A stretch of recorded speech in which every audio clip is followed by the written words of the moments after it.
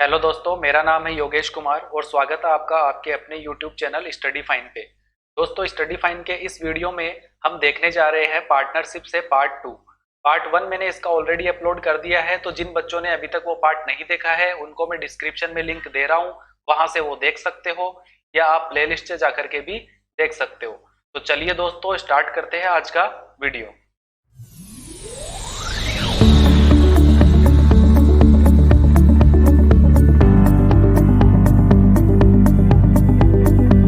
Question number 1 देखते हैं दोस्तों। क्वेश्चन नंबर 1 में बोला गया है ए और बी मिलकर के 7:3 के अनुपात में निवेश करके एक साथ व्यवसाय शुरू करते हैं।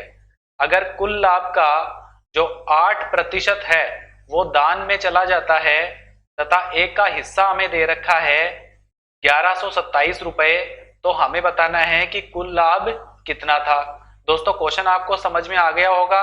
ए और बी ने दोनों ने मिलकर के एक बिजनेस स्टार्ट किया और इनका जो इन्वेस्टमेंट का रेशियो था वो 7:3 था और हमें बोला गया है कि जो 8% है वो चैरिटी में चला गया और उसके बाद में जो ए का शेयर है वो है 1127 रुपए। तो हमें टोटल प्रॉफिट बताना है। तो दोस्तों, क्वेश्चन बहुत इजी है। हम मान लेते हैं कि भाई टोटल प्रॉफिट है वो कितना है, तो टोटल प्रॉफिट तो 100% ही होगा। टोटल प्रॉफिट 100% होगा और हमें ये कहा गया है कि इसमें से 8% तो दान में चला गया, यानी कि चैरिटी में चला गया। तो बचा कितना? तो 92% बचा। अब ये जो चैरिटी में चला गया है ये तो प्रॉफिट इन दोनों में डिवाइड होने वाला है नहीं, ये तो चला ही गया। तो बचा कितना? 92%। और ये जो 92% है यही तो प्रॉफिट के रूप में ए और बी में बांटा जाएगा। तो ए और बी में ये जो 92% बांटा जा रहा है वो किस रेशियो में बांटा जा रहा है, यानी कि हमें ए और बी का प्रॉफिट का रेशियो निकालना है। और आपको पता है जब हम इन्वेस्टमेंट को टाइम से मल्टीप्लाई कर देते हैं तो हमें प्रॉफिट का रेशियो मिल जाता है।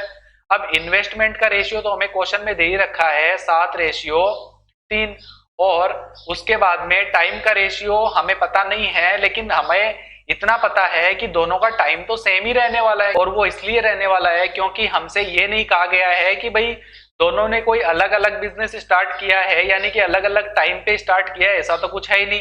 दोनों ने एक साथ मिलकर के स्टार्ट किया है तो दोनों का टाइम भी सेम ही रहा होगा। तो यहाँ पे मान लेते हैं अगर 12 मंथ है तो यहाँ भी 12 मंथ है। तो इस तरीके से टाइम सेम है तो टाइम तो कैंसिल आउट हो ही जाना है। तो ये मैंने आपको पार्ट 1 में भी बता दिया था कि ऐसी सिचुएशन में जो इन्वेस्टमेंट का रेशियो होता है वहीं आपका प्रॉफिट का रेशियो भी होता है। तो दोस्तों, ये आपको उम्मीद करता हूं समझ में आया होगा। तो प्रॉफिट का रेशियो हमें मिल चुका है और टोटल प्रॉफिट है वो 92% है। अब हमें दे रखा है कि जो प्रॉफिट में ए का हिस्सा है, ए का शेयर है वो 1127 रुपए है। मैं आपसे बात करूं कि ए का हिस्सा यहां से कितना है, तो टोटल प्रॉफिट तो कितना है? 92%। और इस 92% का कितना हिस्सा ए को मिला है? तो कितना हिस्सा ए को मिला है? तो हमें पता है कि ए को तो 7 हिस्सा मिला है, यानी कि 7 यूनिट मिला है टोटल में से। और टोटल कितना है? 7 और 3 10, यानी कि 10 यूनिट में से 7 यूनिट ए को मिला है। और ये किसका मिला है? तो ये 92% का मिला है। भाई टोटल प्रॉफिट तो 92% है और टोटल प्रॉफिट का ये जो 7/10 है यही तो ए को मिला हुआ हिस्सा है, क्योंकि ए को तो 7 यूनिट ही मिला है टोटल 10 यूनिट में से। और ये किसका? 92% का। और इसकी ही तो वैल्यू हमें क्वेश्चन में कितनी दे रखी है? 1127 रुपए। बस अगर आपको ये समझ में आ गया है तो फिर आप क्वेश्चन कर लोगे। अब यहां से हम 92% की वैल्यू फाइंड कर लेते हैं। मैं आपसे बोलूं 92% की वैल्यू कितनी आ जाएगी, तो ये क्रॉस मल्टीप्लाई हो जाएंगे। 10 तो मल्टीप्लाई हो गया 1127 से और बटे में आ गया 7। अब ये 92% की वैल्यू है। मैं आपसे कहूं 1% की वैल्यू कितनी होगी, तो 1% कितना आएगा अगर 92% इतना है तो 10 मल्टीप्लाई 1127 और बटे में 7 और गुणे में 92, ये 1% की वैल्यू आ गई। और हमें चाहिए टोटल प्रॉफिट कितना हुआ था, तो टोटल प्रॉफिट कितना है? 100% है। भाई चैरिटी में जाने से पहले टोटल प्रॉफिट था कितना? 100% ही तो था और हमसे टोटल प्रॉफिट ही पूछा है तो 100% की वैल्यू पूछी है।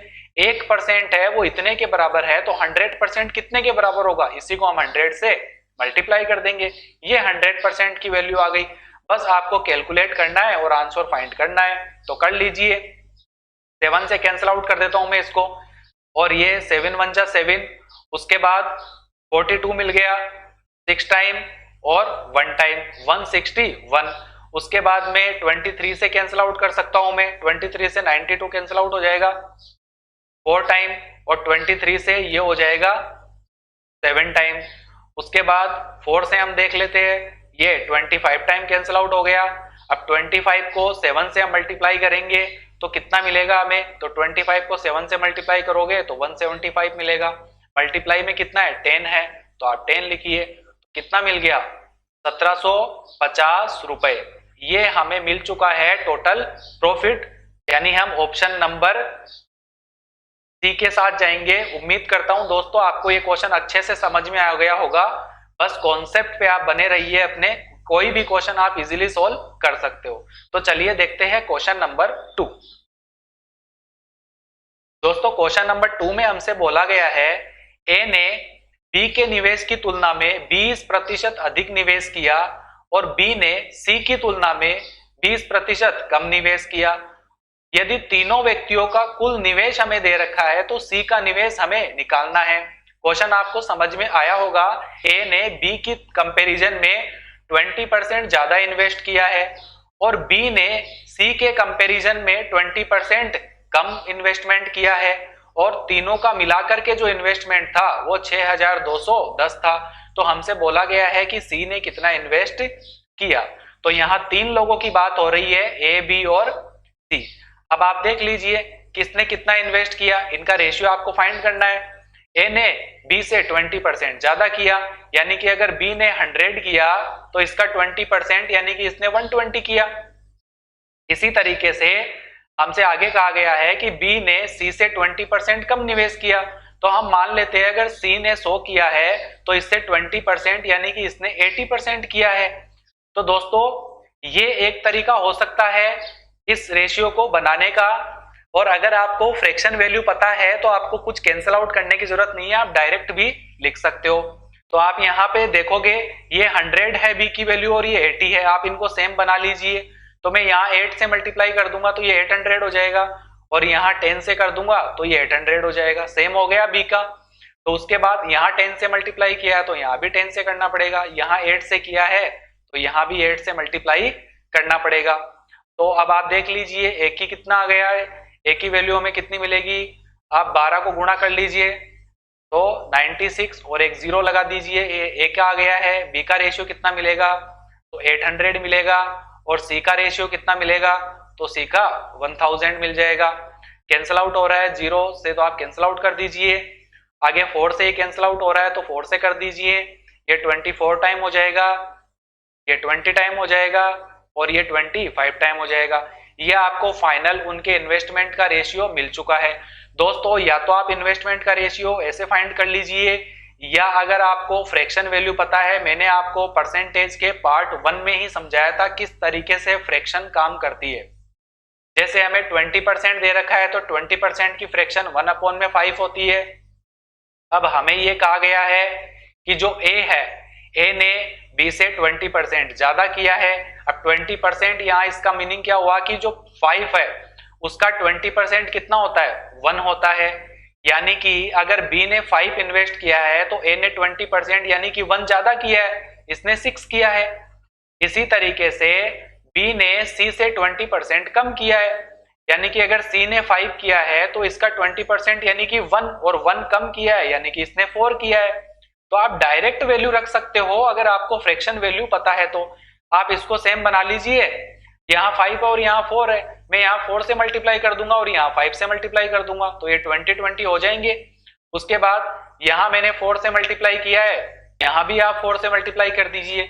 यहाँ 5 से मल्टीप्लाई किया है तो यहाँ भी 5 से मल्टीप्लाई कर दीजिए। तो आपको जो फाइनली रेशियो मिलेगा ये मिलेगा यहाँ पे 24, यहाँ मिलेगा 20 और यहाँ मिलेगा 25। तो देख लीजिए आपको सेम ही मिल रहा है। जो भी तरीका आपको अच्छा लगे आप कर सकते हो। मैं तो कहता हूँ आप फ्रैक्शन कॉन्सेप्ट सीखिए, पार्ट 1 देख करके मेरा परसेंटेज का, तो वहां से आपको कॉन्सेप्ट समझ में आएगा तो आप इजीली सोल्व कर पाओगे। अब उसके बाद हमें दे रखा है ये टोटल इन्वेस्टमेंट है, और ये टोटल इन्वेस्टमेंट कितना है अगर मैं आपसे बोलूं तो ये 24 यूनिट, 20 यूनिट और 25 यूनिट, टोटल कितना हो गया, तो टोटल 69 यूनिट हो गया। अब ये टोटल इन्वेस्टमेंट है और इस टोटल इन्वेस्टमेंट की वैल्यू हमें क्वेश्चन में 6210 दे रखी है, यानी कि 69 यूनिट की वैल्यू 6210 है। तो मैं आपसे बोलूं एक यूनिट की वैल्यू क्या होगी, मैं इधर लिख देता हूं दोस्तों, तो एक यूनिट की वैल्यू क्या होगी, तो 6210 और बटे में 69, ये एक यूनिट की वैल्यू आ गई। क्वेश्चन में हमसे क्या पूछा है, सी का इन्वेस्टमेंट, तो सी का इन्वेस्टमेंट कितना है, सी का इन्वेस्टमेंट तो 25 यूनिट है, तो अब एक यूनिट इतने के बराबर है, तो 25 यूनिट किसके बराबर, 25 से आप मल्टीप्लाई कर दोगे। अब आप इसको सोल्व कर लीजिए, 23 से कैंसिल आउट कर लीजिए इसको, ये 3 टाइम हो जाएगा और यहाँ ये 2 टाइम कैंसिल आउट होगा। उसके बाद में बचेगा, एक लिखेंगे 161 हो जाएगा, और यहां से फिर ये 7 टाइम कैंसिल आउट हो जाएगा, और ये 0 यानी कि 270 टाइम इसको कैंसिल आउट कर देगा 23, और यहां से हम देख रहे हैं 3 से ये अगेन कैंसिल आउट हो जाएगा 90 टाइम, तो यहां हम देख रहे हैं हमें मिल रहा है 90 मल्टीप्लाई में 25। अब 90 को आप 25 से मल्टीप्लाई कर लीजिए, तो ये आपको कितना मिलेगा, 225 और एक 0 लगा दीजिए, बस यही आपको फाइनल आंसर मिल जाएगा कि सी का शेयर कितना है, 2250 रुपए। तो ऑप्शन नंबर डी के साथ हम जाएंगे। दोस्तों उम्मीद करता हूं आपको ये क्वेश्चन समझ में आया होगा। आप दोनों ही तरीके से जो बना सकते हो, चाहे तो आप ये तरीका लगाइए, चाहे तो आप ये लगाइए।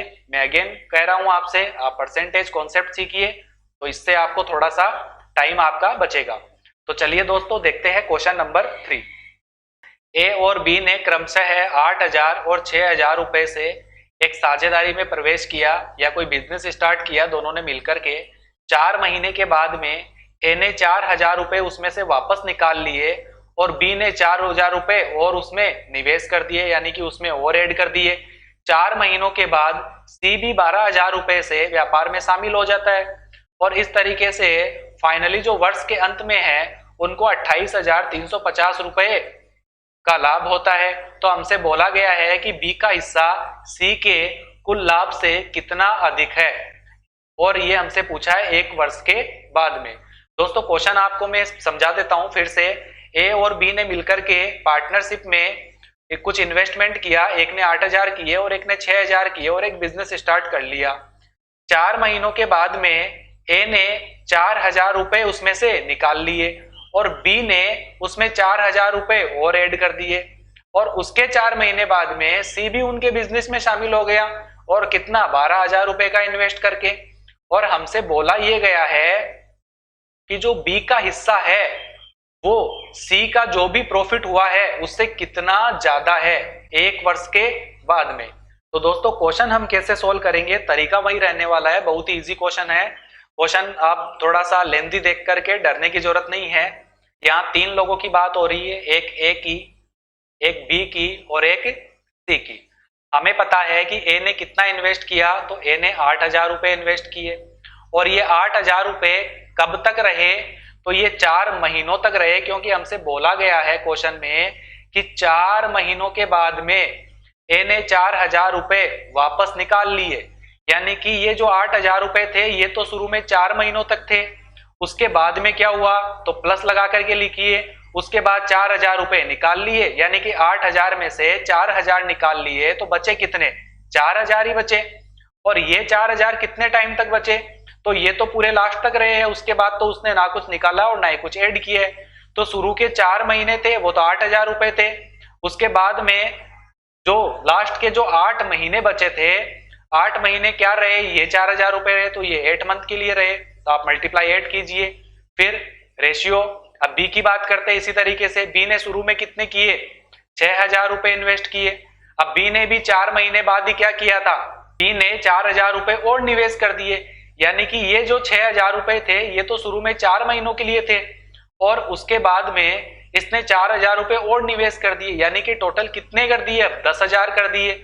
और ये जो 10000 है ये कितने टाइम तक रहे, तो 4 महीनों के बाद ये भी कितने टाइम तक, 8 महीनों तक रहे, तो ये रेशियो हो गया। उसके बाद हम सी की बात करते हैं, तो मैं थोड़ा दूर लिख देता हूं इसको। सी की अगर हम बात करें तो सी ने कब इन्वेस्ट किया, 4 महीनों के बाद, यानी कि शुरू में 4 महीने तो ये निकल गए थे जब ए ने कुछ पैसे निकाले थे और बी ने इन्वेस्ट किए थे, और उसके भी 4 महीनों के बाद सी शामिल हो गया। यानी कि सी टोटल कितने टाइम के बाद शामिल हुआ है? 8 महीनों के बाद शामिल हुआ है। 4 महीने तो शुरू के निकल गए, उसके 4 महीनों के बाद सी भी शामिल हो गया। तो सी का टाइम रहने वाला है दोस्तों, वो कितना रहने वाला है? तो हमें पता है टाइम 8 महीने निकलने के बाद में 4 महीने ही बचेंगे, यानी कि उसका इन्वेस्टमेंट 4 महीनों के लिए रहा। और इन्वेस्टमेंट था कितना उसका? तो 12,000 रुपए थे, तो आप 12,000 लिखिए। बस दोस्तों, ये आपके पास रेशियो बन चुका है। आप इसको मल्टीप्लाई करके प्लस करके इतना सब कैलकुलेट करने से अच्छा है कि आप कैंसल आउट करना सीखिए, कैंसल आउट कीजिए। आपको पता है 3 जीरो तो सब में है, ये 3 जीरो और ये 3 जीरो कैंसल आउट हो जाएंगे इससे और इससे, और उसके बाद में यहाँ भी ये 3 जीरो कैंसल आउट हो जाएंगे। उसके बाद में और कुछ कैंसल आउट हो रहा है? हाँ हो रहा है, तो हम 4 को कैंसल आउट कर सकते हैं। देख लीजिए, यहाँ से 4 कैंसल आउट, यहाँ से 4 कैंसल आउट, यहाँ से ये 4 कैंसल आउट, और उसके बाद में यहाँ से 4 2 टाइम कैंसल आउट, और यहाँ से ये 4 कैंसल आउट। उसके बाद आप लिख लीजिए, अगर आपको कोई कंफ्यूजन है तो यहाँ पे बचा अपने पास 8, प्लस में यहाँ आपके पास बचा है अगेन 8, यहाँ पे आपके पास बचा है 6, और प्लस यहाँ पे बचा आपके पास 10 और मल्टीप्लाई 2 यानी कि 20। उसके बाद यहाँ पे आपके पास बचा है 12। तो आप देख लीजिए कितना आ गया, फिर से आप कैंसिल कर सकते हो, या आप सम कर दीजिए पहले इनका। ये 16 आ गया, ये 26 आ गया, और ये 12 आ गया। 2 से कैंसिल आउट करोगे, ये 8 टाइम हो गया, ये 13 टाइम हो गया, और ये 6 टाइम हो गया। तो यही आपको फाइनल रेशियो मिलने वाला है उनके प्रॉफिट का। और हमें बोला गया है कि जो टोटल प्रॉफिट है वो तो 28,350 है। तो यहां से मैं बात करूं तो टोटल प्रॉफिट कितना यूनिट है? तो 8 यूनिट है, 13 यूनिट है और 6 यूनिट है। अगर सबको मिला दूं मैं तो 8 और 13 21 और 6 27 यूनिट का टोटल प्रॉफिट है। और ये टोटल प्रॉफिट ही मुझे दे रखा है 28,350 के बराबर में। अब 27 यूनिट की वैल्यू आपके पास इतनी दे रखी है, तो मैं आपसे बोलूं 1 यूनिट की वैल्यू क्या आएगी? तो 1 यूनिट की वैल्यू क्या आ जाएगी? तो 28,350 और बटे में 27 आ गया, ये 1 यूनिट की वैल्यू आ गई है। हमें कितने यूनिट की वैल्यू फाइंड करनी है? हमसे तो ये बोला गया है ना कि जो बी का हिस्सा है वो सी के लाभ से कितना अधिक है। तो मैं आपसे बात करूं सी का लाभ कितना है, तो आप देख लीजिए सी को प्रॉफिट कितना हुआ? 6 यूनिट का, और बी को कितना हुआ? 13 यूनिट का। तो आप ऐसा नहीं करोगे कि पहले 6 यूनिट निकालोगे फिर 13 यूनिट निकालोगे, फिर कैलकुलेट करके फिर 13 यूनिट में से आप 6 यूनिट को माइनस करोगे। इतना सब नहीं करना है आपको। आपको यही तो पूछा है ना कि बी का हिस्सा सी से कितना ज्यादा है, तो सी का तो 6 है और बी का कितना है? बी का 13 है। तो यहां से देख लीजिए आप कितने यूनिट ज्यादा है बी। यहां से हमें पता चल रहा है कि बी तो 7 यूनिट ज्यादा है, तो आप सीधे ही 1 यूनिट की वैल्यू आपको मिल गई है, तो आप यहां से 7 यूनिट की वैल्यू निकाल लीजिए, यही आपका आंसर हो जाएगा। आप 27 से कैंसिल आउट करोगे, 9 से कैंसिल आउट कर लीजिए, ये 3 टाइम कैंसिल आउट हो जाएगा, और ये आपके पास हो जाएगा 3 टाइम्स 27, 1 बचेगा 13, 9 1 जा 9, 4 बच गया 45 हो गया, और ये 5 और ये 3150 आपको मिल गया है। 3 से अगेन आप इसको कैंसिल आउट कर सकते हो, ये 1 आ गया, 0 आ गया, और ये 1050 आ गया। और 1050 को आपको मल्टीप्लाई किससे करना है? 7 से। तो जब आप 1050 को 7 से मल्टीप्लाई करोगे, 1000 को 7 से कर लीजिए, 7000 हो गए। 50 को आप 7 से करोगे, 350 हो गए, यानी कि 7000 और 350, ये कितने हो गए? 7350। तो यही आपको फाइनल आंसर मिलने वाला है। तो हम ऑप्शन नंबर बी के साथ जाएंगे। दोस्तों उम्मीद करता हूं आपको ये क्वेश्चन अच्छे से समझ में आया होगा। चलिए दोस्तों देखते हैं क्वेश्चन नंबर 4। क्वेश्चन नंबर 4 में हमसे बोला गया है ए, बी और सी एक साझेदारी में 6/5, 7/4 और 5/2 के अनुपात में निवेश करते हैं। 4 महीनों के बाद ए ने अपने हिस्से में 50% की वृद्धि कर ली और वर्ष के अंत में कुल लाभ हमें दे ही रखा है, तो बी का हिस्सा हमसे पूछा है। दोस्तों सोल्व करने का तरीका वही है, हमारे पास 3 लोगों की बात है, ए, बी और सी की। इन्वेस्टमेंट का रेशियो आपको क्वेश्चन में दे ही रखा है कि ए का कितना है? 6/5, बी का कितना दे रखा है? तो 7/4, और सी का कितना दे रखा है? तो 5/4। 2। तो सबसे पहले तो आप इसको रेशियो को सिंपलेस्ट फॉर्म में बना लीजिए। सिंपलेस्ट फॉर्म से मेरा मतलब ये है कि आपको डिनोमिनेटर जो भी है उसको हटा देना है। आपको एक ही लाइन में अगर मिल जाएगा रेशियो तो ज्यादा अच्छा रहेगा, कुछ बटे में नहीं रहे तो अच्छा है। तो कैसे हटाओगे? तो जब भी आप रेशियो को इस तरीके से कन्वर्ट करते हो तो क्या करना है आपको, डिनोमिनेटर में क्या क्या है, यानी कि हर में क्या क्या है, 5 है, 4 है और 2 है। आप इनका एलसीएम ले लीजिए, 5 का, 4 का और 2 का। तो आपको पता है इसका एलसीएम मुझे कितना मिलेगा, 20 मिलेगा। तो करना कुछ नहीं है, इस पूरे को आप कर दीजिए 20 से मल्टीप्लाई, यानी कि इनके एलसीएम से मल्टीप्लाई। तो जब आप 20 को मल्टीप्लाई करोगे 6/5 से, तो आपको पता है 5 से ये 24 टाइम कैंसिल आउट हो जाएगा और 4 6 से मल्टीप्लाई होकर के कितना मिलेगा, 24 मिलेगा। रेशियो आगे 7/4 है, गुणे में 20 है, तो आप 4 से कैंसिल आउट करोगे 20 को, 5 टाइम्स कैंसिल आउट होगा। 5 को आप 7 से मल्टीप्लाई करोगे तो ये 35 मिल जाएगा। इसी तरीके से 20 को मल्टीप्लाई करोगे 5/2 से, 2 से आप डिवाइड करोगे 10 टाइम, 10 को 5 से मल्टीप्लाई करोगे तो आपको मिलेगा 50। यही आपको रेशियो मिल चुका है। आगे आप देख लीजिए क्वेश्चन में क्या कहा गया है। आगे होता क्या है, 4 महीने के बाद में, यानी कि ये जो इन्वेस्टमेंट था ए का, ये शुरू में कितने टाइम तक था, ये तो पूरे 4 महीनों तक था। और 4 महीनों के बाद में क्या किया इसने, अपने इन्वेस्टमेंट में 50% की वृद्धि कर ली। तो 4 महीनों तक तो यही था ही इन्वेस्टमेंट, और 4 महीनों के बाद 50% की, मतलब पहले कितना इन्वेस्टमेंट था, 24 यूनिट। अब इसने 50% की वृद्धि कर ली, यानी कि 24 का 50% कितना होता है, 12 यूनिट, यानी कि 12 यूनिट इसने और बढ़ा दिया। तो अब 24 तो पहले से ही था और इसने 12 यूनिट और बढ़ा दिया, तो 24 और 12 कितना होता है, 36 होता है। यानी कि अब इसका 36 यूनिट इन्वेस्टमेंट हो गया। और ये कितने टाइम तक रहा, ये शुरू के 4 महीनों तक रहा, तो ये कितने टाइम तक था, ये 8 महीनों के लिए रहा। तो आप देख लीजिए ये आपको ए का मिला है, बी कितने टाइम तक रहा, तो बी का तो कुछ बोला ही नहीं है, ये तो पूरे 12 महीनों के लिए था, और ये भी पूरे 12 महीनों के लिए था। तो आप देख लीजिए, मैं थोड़ा सा इसको सही से लिख देता हूं तो आपको प्रॉब्लम ना आए। तो ए के लिए मुझे क्या दे रखा है, ए का 24 गुणे में 4 था पहले, फिर उसके बाद 36 गुणे में 8 रहा। बी की अगर हम बात करें तो 35 गुणे में 12 रहा, और सी की बात करें तो 50 गुणे में 12 रहा। आप कैंसिल आउट कर लीजिए, 4 से कर लीजिए या 12 से कर लीजिए। देखिए आप, ये 12 कैंसिल आउट, ये 12 कैंसिल आउट, यहाँ बढ़ती है 36 3 टाइम्स और ये 2 टाइम्स 12 से, बस। उसके बाद कुछ कैंसिल आउट और हो रहा है तो और कर लीजिए, या पहले आप लिख लीजिए 4 2 जा 8 आ गया, प्लस में आपके पास 3 है, मल्टीप्लाई 8 है तो 24 आ गया। यहाँ मिलेगा आपको 35 और यहाँ मिलेगा आपको 50। अब 24 और 8 कितना होता है, 32 होता है, तो 32 लिखिए, ये 35 आ गया और ये 50 आ गया। ये कैंसिल आउट हो सकता है क्या दोस्तों, नहीं हो सकता। तो बस यही आपको प्रॉफिट का रेशियो मिल चुका है। क्वेश्चन में हमसे क्या गया है कि टोटल प्रॉफिट तो 17,550 का है। तो आप देख लीजिए यहाँ से टोटल प्रॉफिट कितना आएगा, इन सब का सम कर दीजिए आप। 5 और 2 7 मिल गया, और यहाँ पे 5 और 3 8 और 3 11, 117 यूनिट। 117 यूनिट की वैल्यू हमें 17,550 दे रखी है। तो मैं आपसे बोलूं एक यूनिट की वैल्यू क्या आएगी, तो 17,550 और बटे में 117, और कितने यूनिट की वैल्यू फाइंड करनी है हमें, तो बी का शेयर हमसे पूछा है। तो बी का शेयर कितना था, तो आप देख लीजिए बी का प्रॉफिट कितना रहा, 35 था, यानी कि 35 यूनिट की वैल्यू चाहिए। एक यूनिट इसके बराबर है तो 35 यूनिट किसके बराबर होगा, तो 35 से गुणा कर देंगे। अब बस आपको कैंसिल आउट करने का काम है और कुछ भी नहीं है।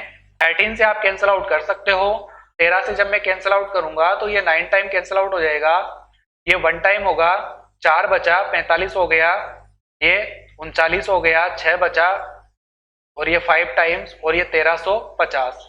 1350 9 से कैंसिल आउट हो सकता है, हाँ हो सकता है, तो 9 से फिर आप कैंसिल आउट कर दीजिए इसको। तो ये 1 टाइम हो गया और 150 आ गया। अब आपको दोस्तों यहाँ पे मिल गया है 150 गुणे में 35। आप 150 को 35 से गुणा करोगे आपको आंसर मिल जाएगा। अब 15 को गुणा कर लीजिए 35 से, 75 आ गया, 7 आ गया 45, और 7 कितना हो गया 52। बस यही आपको मिल चुका है, आप 0 लगा दीजिए एक, तो 5,250 यही आपके क्वेश्चन का फाइनल आंसर आपको मिल जाएगा। तो ऑप्शन में मैंने ये लिखा नहीं है, इसके लिए मैं आपसे माफी चाहूंगा। हमने फाइनल आंसर मिल जाएगा 5250, यानी इतने रुपए का प्रॉफिट बी को हुआ है। टोटल प्रॉफिट में से टोटल प्रॉफिट 17,550 का था, उसमें से जो बी को मिला है वो कितना मिला है, 5,250। तो दोस्तों उम्मीद करता हूं आपको ये क्वेश्चन अच्छे से समझ में आया होगा। आप एक बार इस तरीके क्वेश्चन की प्रैक्टिस कीजिए, इस वीडियो को 2 से 3 बार देखिए अगर कोई कंफ्यूजन रहा हो तो, और उसके बाद में जब आप क्वेश्चन सोल्व करोगे तो आप देखिएगा आपको इसका बहुत ही एडवांटेज मिलने वाला है। तो दोस्तों इसी के साथ अपना वीडियो फिनिश होता है। उम्मीद करता हूं आपको ये वीडियो पसंद आया होगा। अगर आपको ये वीडियो पसंद आया है तो आप इसको लाइक शेयर एंड सब्सक्राइब जरूर कीजिएगा और बेल आइकन को प्रेस कर दीजिएगा, जिससे जैसे ही मैं कोई वीडियो अपलोड करूं तो आपको नोटिफिकेशन मिल जाए। और जुड़े रहिएगा मेरे साथ। Thank you.